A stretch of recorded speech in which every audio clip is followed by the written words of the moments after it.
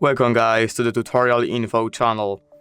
In front of me is Google Pixel 3AG020F, and in this video I am going to show you how to unblock someone on this device.